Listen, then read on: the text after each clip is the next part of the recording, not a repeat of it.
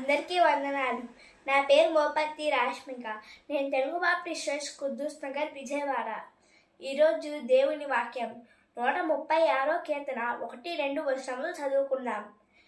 యెహోవా దయాళుడు, ఆయనకు కృతజ్ఞతాస్తుతులు చెల్లించుడి. ఆయన కృప నిరంతరం ఉండును. దేవునికి కృతజ్ఞతాస్తుతులు చెల్లించుడి. ఆయన కృప నిరంతరం ఉండును. ప్రార్థన చేసుకుందాం. పరలోకమందున్న మా తండ్రి, ఈ అవకాశం ఇచ్చినందుకు మీకు వందనాలు. ఈరోజు మీరు అనుగ్రహించిన వాక్యం ద్వారా మీరేమై ఉన్నారో తెలుసుకున్నాం. దయాళుడు అని, మీ కృప నిరంతరం ఉండునని తెలుసుకున్నాం. కావున మీ కృప ఎల్లప్పుడూ ఉండేలాగా సహాయం చేయండి. యేసయ్య పరిశుద్ధ నామములో అడిగి పెట్టుకుంటున్నాం తండ్రి. ఆమేన్.